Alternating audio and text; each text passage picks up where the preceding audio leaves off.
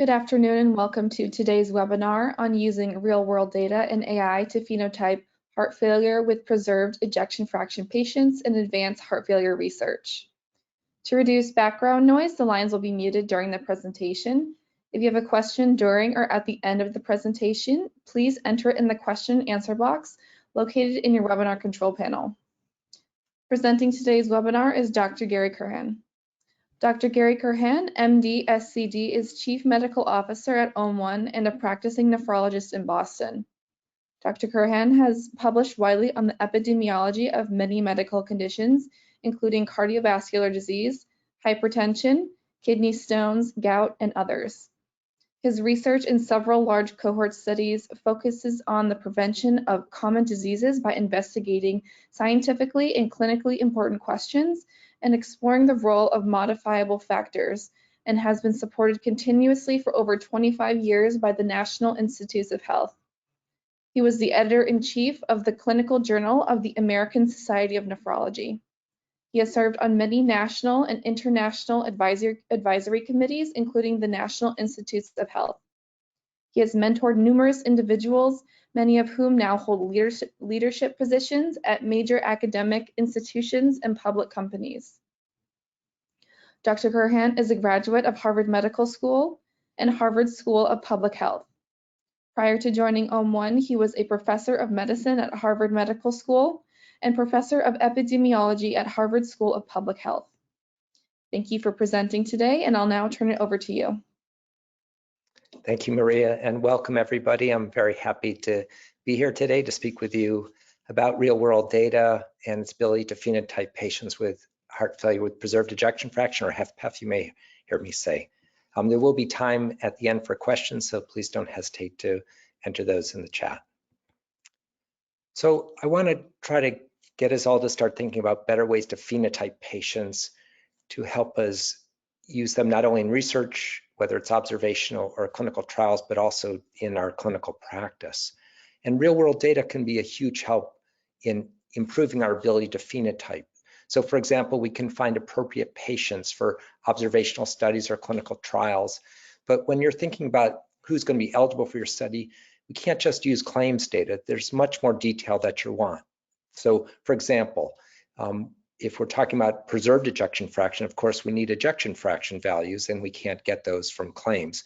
But another idea that we need to think about is, does EF ejection fraction change over time? And I'm going to show you some data about that later in the talk. And then when we talk about specific inclusion and exclusion criteria, we really often need additional details. So we may have information, say, on some comorbidities. So maybe they have kidney disease, they have diabetes, but maybe you want to know about the severity. So what's their hemoglobin A1C, or what's actually their stage of kidney dysfunction? You might want to not only know what medications, but the doses that they're on. You may want to know lab values. So maybe you want the stage of CKD, or maybe you actually want the EGFR, or estimated glomerular filtration rate values. And there's many others. And another example you might think about is every patient receiving guideline-directed medical therapy? So all sorts of questions that can't just get from claims, that real-world data, specifically the detailed data, will be very helpful for. So if you're thinking about perhaps putting together a clinical trial, real-world data can help. So for example, is it going to be feasible? What are the enrollment challenges that you're going to face?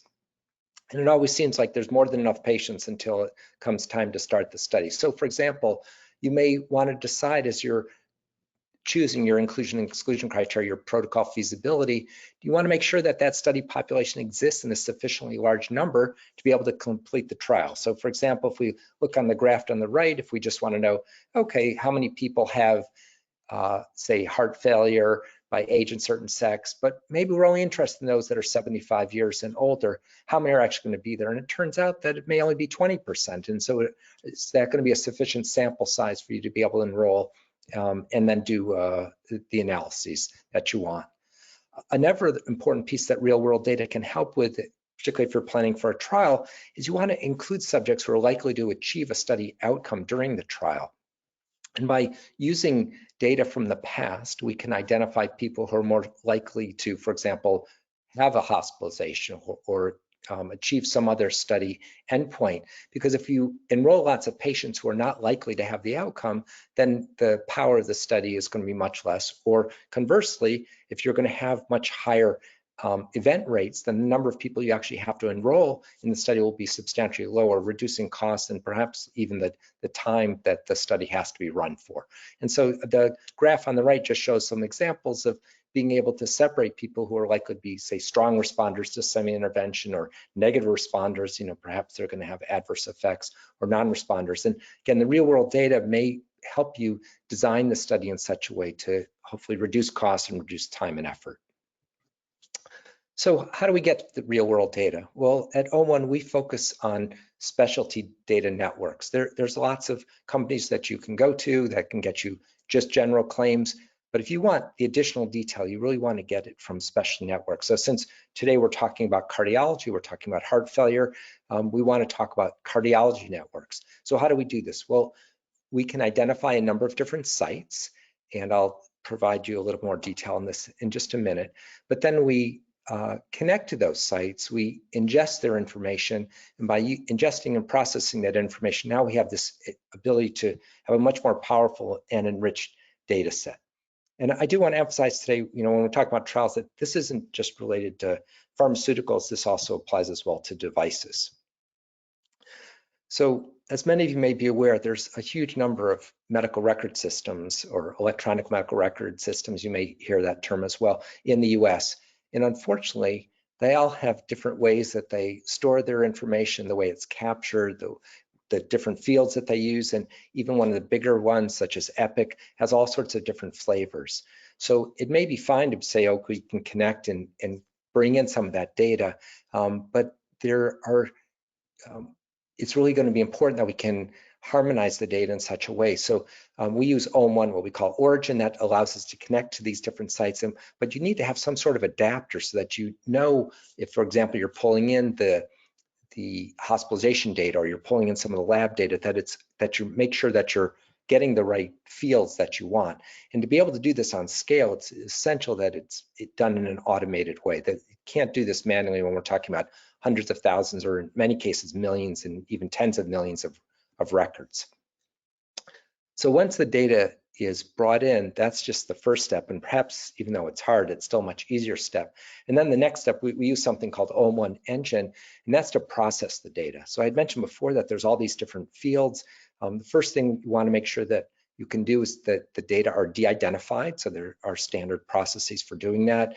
And then we can start to aggregate the data. We can link the data because the person may have information coming from different sources, even within that EMR, or we have the ability using the tokenization to link them to completely different healthcare systems. But then to take that data, it needs to be cleaned. We need to there's always errors within medical data. You may have experienced yourself as a patient going to the doctor and seeing that there's some errors in the record. This happens all the time, but particularly when we're talking at scale, that they show up more often. And then we need to normalize the data so that we can make sure that all the potassiums are in the same field and denoted the same way. And then sometimes we have to map things that don't fall into the standard approaches. So then we also have the ability to enrich the data sets. I'll show you in a little bit that we can extract and some information that may not already exist in the chart, but add on to it, such as estimating certain variables, or you may have heard the term imputing. And then I'll talk about outcomes. So we're ingesting the data, processing it, but eventually we want it to get to this high quality research grade data set.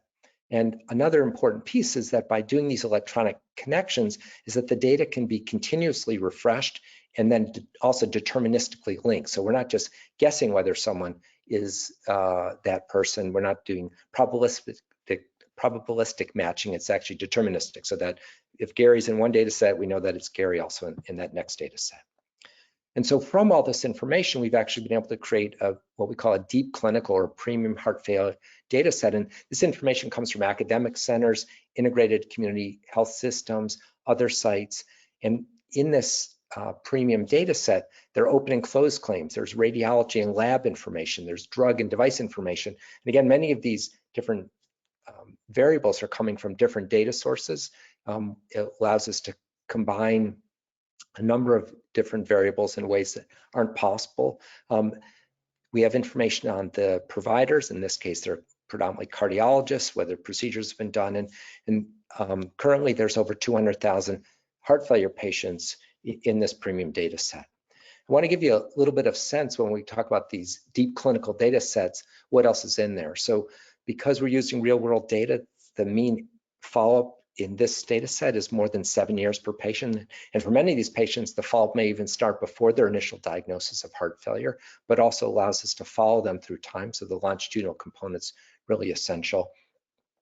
And then almost all of them have linked EMR and medical claims. And then by having such a large number, and I'll show you a little bit where these patients are coming from, is that it's a demographically representative population.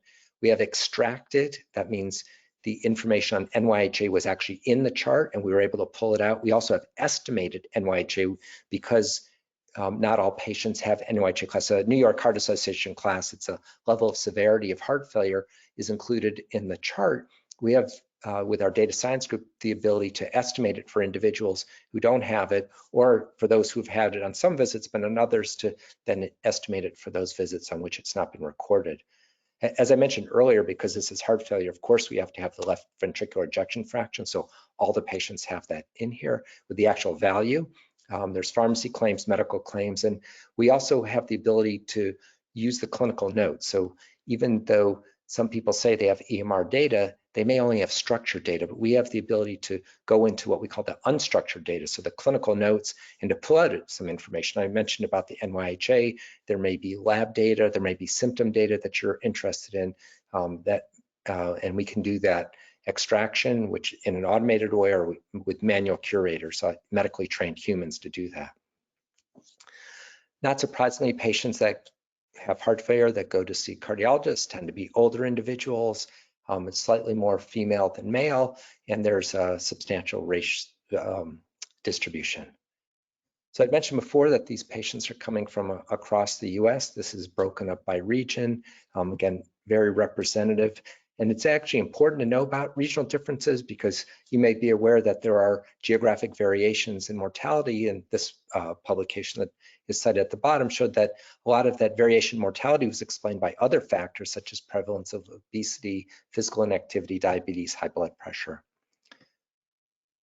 Another advantage of these data sets is that we can get detailed information on additional patient characteristics. So for example, what proportion have type 1 diabetes, what proportion have type 2, who has chronic kidney disease, COPD, chronic obstructive pulmonary disease. There's also information on treatments, in this case, relevant cardiac medications, even some of the newer ones, such as the SGLT2 inhibitors, the PCSK9 inhibitors, and then also select labs, BNP or proBNP is in about 20%. And I do want to pause here because sometimes people say, oh, it's heart failure patients, they should all have BNP. These data are predominantly outpatient data. And despite the common belief that patients are getting BNP's levels checked all the time, in fact, that's not what's happening in clinical practice. So it isn't that the data are missing, it's just that they don't exist. So this gives you a little bit more detail of the geographic distribution of the patients in the registry. And the good thing is that if the data comes from a broad source of sites, the population is going to be representative. And if you're interested in targeting certain areas as you're thinking about developing your study and you actually have to go in and identify certain patients, say to enroll them, this helps you target where clusters of eligible patients may be found. Electronic screening using real-world data can certainly increase efficiency for identifying potentially eligible patients for your study, which again reduces cost and time. I want to give you some sense about the different data domains. The ones on the left are those that you would expect: demographics, geography, comorbidities. Perhaps you're interested in the Charleston Comorbidity Index, which can be calculated from existing data. Again, that can be done electronically. The LVEF can be extracted from if it's in the notes, and perhaps the echo report, for example, isn't available. I'd mentioned about NYHA, and I'll show you a little bit more about that. Laboratory results. If you're interested in provider specialty, that's available as well.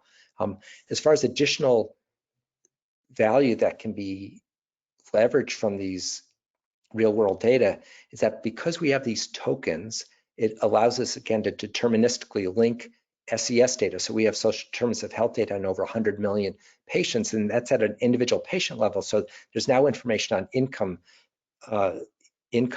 credit risk, home ownership. I'll show you some data about that in just a minute. If you're interested in the physician characteristics, not just their specialty, but for example, how long they've been in practice, are they in academic or community setting, that's available. Supplemental death data is available. And also if there's additional things, say symptoms or signs that you don't believe are going to be coded, which symptoms and signs typically aren't, there's a way to do custom extraction from clinical notes. So, but it's worth taking a moment here to talk specifically about leveraging structured information from unstructured data or the clinical notes, as I mentioned before. As many of you know intuitively, clinicians dictate their findings much more commonly than they click drop downs or fill in fields. The data are in the record, but the records need to go through several key processes to come up with useful information. So first, unstructured data needs to be de-identified. It's actually harder than you may think, just because names can be scattered throughout a note. And second, there's ways to enrich data from the clinical narrative. So we can abstract it, as I mentioned before. We have these medical clinical abstractors. They'll read through the notes and fill in data fields with their findings. It's a manual process, of course, and that can work for rare or smaller disease cohorts, but it's only not going to work for tens or hundreds of thousands of patients. And that requires what we call medical language processing. You probably have heard the term natural language processing, but most of the NLP software that's available right now really doesn't do a very good job extracting information from medical notes, and that's because medical notes or medical language is definitely not natural. So we use something with our data science group called medical language processing, and that allows us to extract concepts in a reliable and validated manner. So each of the variables that we extract actually has a quality metric associated with it. So in addition to doing the manual abstraction extraction, again, we have the ability to do estimation where a key clinical endpoint can be estimated from the totality of the narrative encounter. So for example, we can estimate disease activity scores. In this case, perhaps you might call that the New York Heart Association class. So in addition to just knowing what medications individuals take, there's additional information that can be extracted. So for some patients, they may have varying dose, such as diuretics that may vary depending on their weight, and you aren't going to get that just from what was written in the claims, but within the notes or sometimes in the SIG field, the signified field of the prescription, you may actually get additional information. So we can get daily dosing or variability in dosing. I'd mentioned before that we use these tokens, and because those tokens allow us to have unique identifiers for individuals, we have a number of different data sets that we can then link in a very confident way to expand and enhance the information that's there. So I told you before about open and closed claims, providers, labs, and we have social determinants of health or SES information. There's other consumer information in the case where PROs or patient-reported outcomes are available. All those can be drawn from this real-world data cloud of more than 300 million patients and enhance, for example, the heart failure registry. And again, I want to emphasize that these can be normalized and continuously updated. So a few years ago, we did an analysis looking at factors associated with one-year mortality in our data, and it's not surprising at all that older individuals are at higher odds of dying at 1 year if they have heart failure, higher NYHA classic, and none of these are new, but it shows the face validity of the real-world data, higher Charlson Comorbidity Index. But then we start to see some things that might be a little unexpected. I'm sorry, on the right side, you'll see sex, and that's, again, females have lower mortality rates than men. But income is inversely associated, so the higher the income, adjusting for all these other factors, there's reduced risk. And actually, home ownership was one of the strongest inverse associations that we've observed. And again, we don't think it's the home itself, but certainly that's capturing some additional information that is not already being captured by age, sex, NYHA class, comorbidities such as the CCI. So again, there's all sorts of different insights that can be gained from using real world data, and then certainly linking it with these other data sources. So you may be interested in certain subsets of patients. So we're talking about HFpEF, that alone is a subclass, of course, of patients with heart failure, but maybe you're interested in those with heart failure and atrial fibrillation. Patients with heart failure have a huge number of comorbidities that are really quite common, as you can see on the bottom there: obesity, hypertension, hyperlipidemia, all leading the way. But there may be certain subsets that you're interested in. And again, at least by using real world data, you can quantify how many patients may fall into those overlapping categories. I do want to caution you as you start to look for different types of comorbidities that actually the proportion of comorbidities varies by the type of ejection fraction. So on the top are the relative comorbidity frequencies for patients with preserved ejection fraction. On the bottom was reduced. And so hypertension is the most common in both. But if we looked at preserved ejection fraction, the second most common one is obesity. But if you look down in the reduced ejection fraction, it's actually ischemic heart failure. So all these are showing up in both, but the order in which they appear are different. So again, thinking about as you're picking the subgroups that you're interested in, it helps if you start to also look at the comorbidities within those subgroups as well, not just overall. Now, of course, this is just a cartoon. If you want to have people with NASH and obesity and hypertension, diabetes, again, there's all these different overlapping groups. The numbers do start to get small for some of them, some of that because patients aren't being diagnosed, and others just because there just aren't that many patients with those characteristics. But again, this gives you that general sense if you're trying to plan your study, how thinking about the criteria ahead of time of the subgroups you're interested in may be affected by the available sample size. Of course, we're all very interested in medications. These are the actual percentages of patients in the heart failure PremiOM data set that are taking the different medications. Our counts again are through this current quarter, so these are very up-to-date data, and it's may seem a little disappointing to you, as it was to me, that not all the patients are clearly on guideline directed therapy, medical therapy. So not all the patients, and probably less than 70% are even taking a beta blocker. The number of lipid lowering drugs, whether it's statins or not, is lower. And you can see going out towards the right, some heart failure a little bit more specific, such as SGLT2s and Entresto. We expect these numbers to be going up over time. And again, by updating the information on a regular basis, we'll be able to start to see those trends. Some of the other drugs on the bottom, you'll see there, we didn't make the chart because the percentage, the absolute numbers were so small, but something like finerenone, we expect to be increasing and would be looking for it to start to reach a high enough proportion of patients that it would start to show up. And again, the SGLT2s in particular expect to be increasing in frequency. But as you start to think about medication use, this is for rheumatoid arthritis. We haven't done this yet for heart failure, but patients are constantly switching, changing for all different reasons. Sometimes they'll get hospitalized, there may be an allergic reaction, they may change providers, they may decide to stop taking something for side effects or for cost or for other reasons. But as you start to think about doing some medication type analyses, it's really important to be able to capture this information over time and not just to assume, quote, that it's all intention to treat when we're talking about real world data, just because it's so common for patients to be changing either the type of medication or the class of medication. Sometimes they start on one, go to another, and go back to the original one as well. So really need to have a huge number of patients to be able to start to understand the different medication paths. And this is called the Sankey plot, and again, easily could be done for heart failure medications as well. These are two snippets from two different patients. These are the notes that we actually get from the cardiology providers.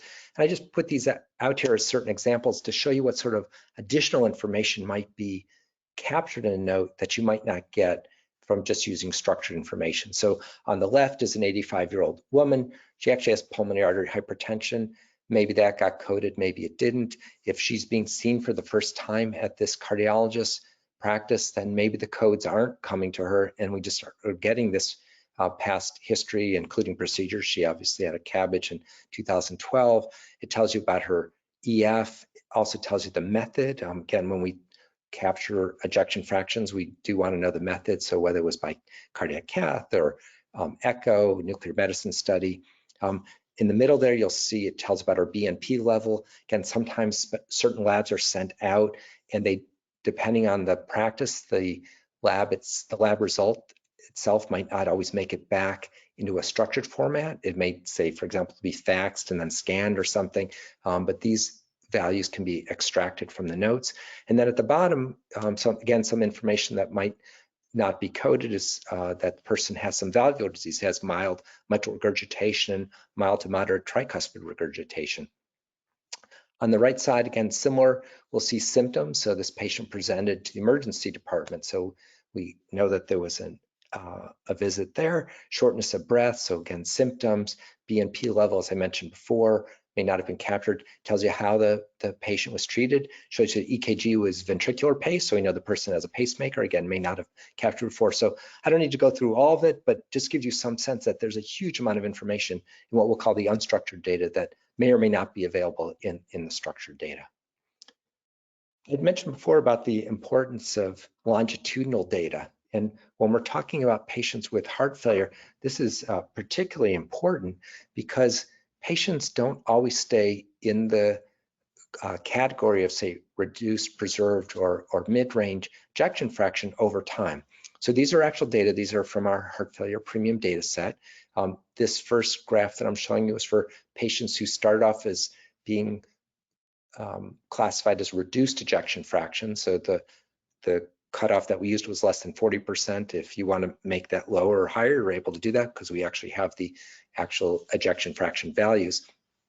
But if you look over the next 24 months, and many of these patients had repeat assessments of their ejection fraction, you'll see by the end of 24 months, so at 2 years, close to 20% of the patients that were originally reduced ejection fraction are now in a different category. And if you look at those bottom two lines, the darker one is the preserved ejection fraction, the lighter one is mid-range ejection fraction. You'll see about 10% of each are who had been reduced ejection fraction are now either mid-range or preserved. So again, you see the biggest drop is actually in the first month. So there is change over time. Sometimes it happens quite abruptly.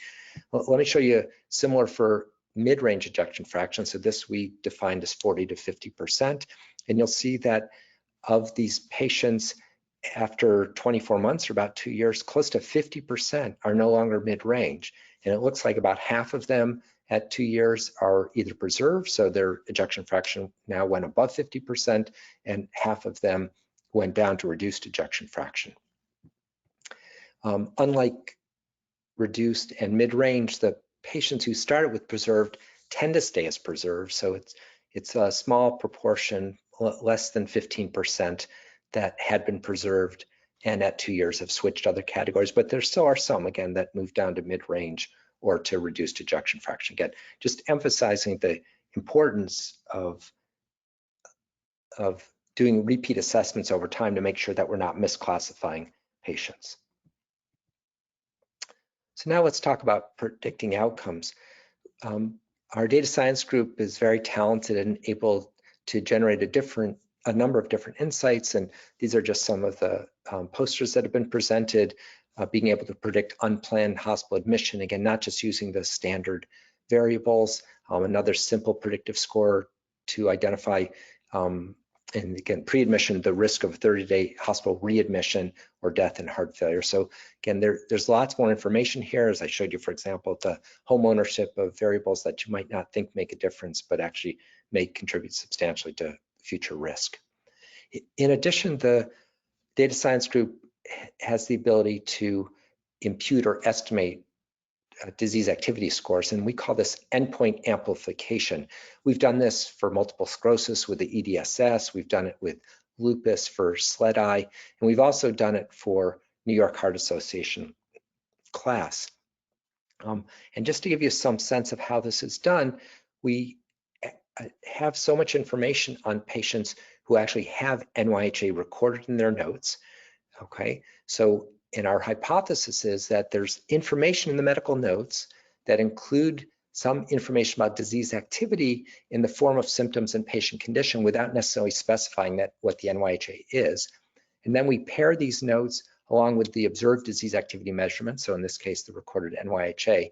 And then we use medical language processing and machine learning to develop a model to estimate or impute NYHA for individuals that have not had it reported, or for those visits in which it's not recorded. And these models work quite well with the training set and the test set over 0.85 for the area under the curve. But as we've looked into it more, there's even more value in this eNYHA than just trying to classify. So it's very highly predictive of mortality.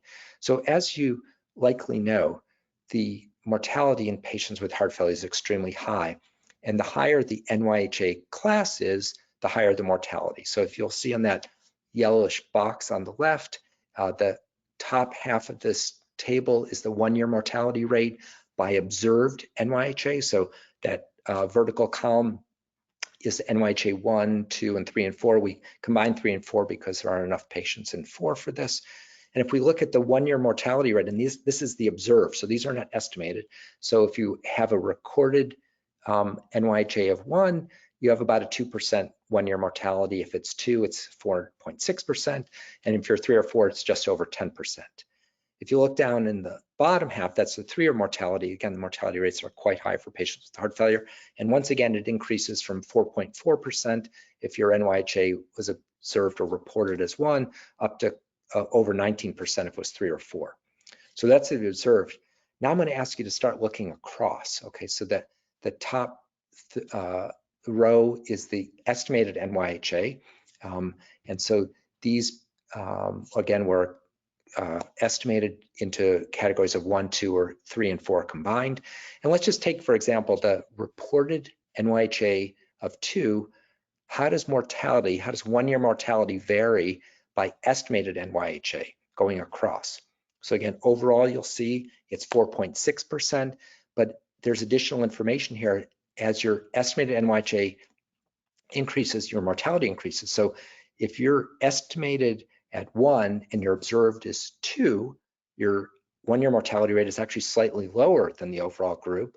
But as you go across, say, if you're estimated as 3 or 4, even though you were reported as 2, your mortality is almost doubled at 8.8%. And that's at 1 year.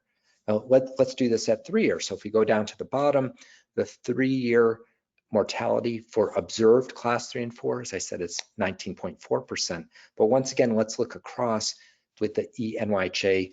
If you're reported as 3 or 4, but it's estimated at 1, which means that there's something in the notes saying that this patient's actually doing better than might appear based on the recorded NYHA value, that the mortality rate was slightly lower at 16%.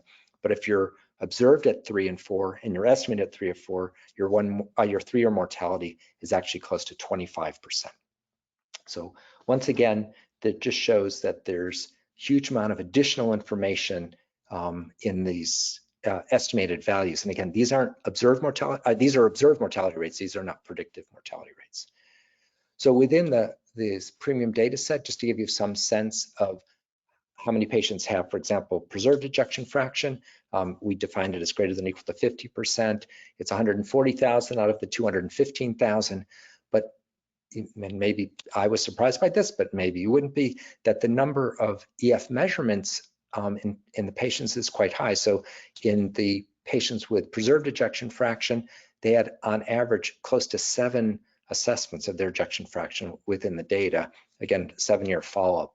The number of patients with at least 1 EF less than 40%, again, what we were defining as reduced ejection fraction, it's 57,000 of the 215,000, but once again, close to 7 repeat measurements over time. And then the number of patients that had the EF measures at least 30 days apart, again, started to give some longitudinal data, gives you 32,000, but again, multiple repeat measurements. And then at the bottom 2 rows is the number of patients with at least 1 observed NYHA. So that means the provider recorded it, 44%. But then if we're able to add on the estimated ones in addition to the observed, it gets close to 2/3 of the patients will have an more than 1 NYHA value. So it allows us to look at change over time. Oftentimes we're trying to find specific patients, and real world data can help us, but we don't always know for sure if in fact that patient is going to have that condition. I'm just going to show you an example here. We haven't done this yet with heart failure, but we're currently do this in abdominal aortic aneurysm. You may have heard that term, or AAA is how it's commonly referred to. So the current screening guidelines only recommend that men who are 65 to 75 and have smoked at some point in their life, those are the only ones who should be screened, unless there's some other clinical indication, but just for routine screening. So that means no women get screened and no men who've never smoked get screened, but clearly those people can get AAAs as well. So we were asked to develop an algorithm to see if we can identify individuals who aren't currently recommended for screening, who in fact may be at higher risk. So by using our huge real world data cloud with people with known AAAs, we were able to develop an algorithm. And then we took this to two different healthcare systems, one in Massachusetts, one on the West Coast, who provided us with their whole data for all their patients. We ran our algorithm against that. We identified those patients in rank order who are at the highest risk for potentially having a AAA. And then we've invited those patients in back to the medical center to actually get abdominal ultrasounds to assess whether the size of their aorta. So this just gives you some idea. This isn't all just in silico. This isn't just all theoretical, that we can identify patients who may be at high risk. We can then actually perform certain studies to see how well the algorithm works. And fortunately at this point, we're still partway through, but the algorithm seems to be working quite well and picking up a high number of patients with undiagnosed AAA. AAA is relatively rare, but there's some even rare diseases, some genetic disorder diseases, such as a rare lysosomal storage disease. Again, by looking at characteristics of patients in the real world data cloud who have the diagnosed condition, we can then apply it to individuals who are undiagnosed and dramatically enhance the number of patients who are likely to have the condition. So that dramatically reduces the number who are required to be screened. So for example, if we're doing genetic testing, we can make it much more likely or much more targeted group to make it cheaper and higher yield. So I hope that I've been able to convince you that real world data is going to bring substantial value to understanding heart failure in general, but particularly patients with heart failure with preserved ejection fraction. We're able to identify new phenotypes so we can stratify. We can assess similarities and differences between patients with HFpEF and HFrEF. Can help find patients who might be appropriate for clinical trials, can evaluate treatment effectiveness in a real world setting, can develop risk stratification models to proactively intervene and prevent important medical events, can expand the number of patients with disease activity scores, in this case, the NYHA, using sophisticated imputation methods, and can identify patients with unrecognized common or rare conditions. And for heart failure, perhaps something like transthyretin amyloidosis. Patients aren't always easy to identify in clinical practice, but there are ways can enhance our ability to identify undiagnosed patients. And hopefully all of these should eventually improve the care and outcomes of patients with heart failure with preserved ejection fraction. So thank you very much, and I'd be happy to take any questions. Great, thank you, Dr. Curhan. As a reminder to our audience, if you have a question, please enter it in the question box located in your webinar control panel. We've had some come in during the presentation, so I'll begin with those first. Okay, our first question. You mentioned that the PremiOM HF dataset can be licensed. Does that mean the entire dataset is actually transferable to the group licensing the data, and any analysis can be performed? Yes, so sorry if I didn't provide that detail. Yeah, so these premium datasets, in this case, the one with heart failure, can be licensed. And in fact, the whole dataset is transferred to the licensee. That would have all the information that's available in there. The actual notes themselves can't be transferred, and that's because of challenges with de-identification. But the information that's extracted from notes, symptoms or other things are all in there. And then again, any analyses that want to be done within reason, as long as there's no IRB issues. In some cases, we aren't able to provide detail on very rare cells, a rare number of patients. It would have to undergo expert determination, but for the most part, the whole data set does get transferred, and all the analyses that you would like to do on it, you're free to do. Thank you. Next question. Are there stored biologic samples that could be accessed for study? Yeah, unfortunately, we do not have access to stored biologic samples right now. These networks are really clinical networks, so you're really seeing what's happening in routine care. As you probably know, when you go to the doctor and they draw your blood, most of the places are not storing it. There are some medical centers now that are creating biobanks, but right now that's not available.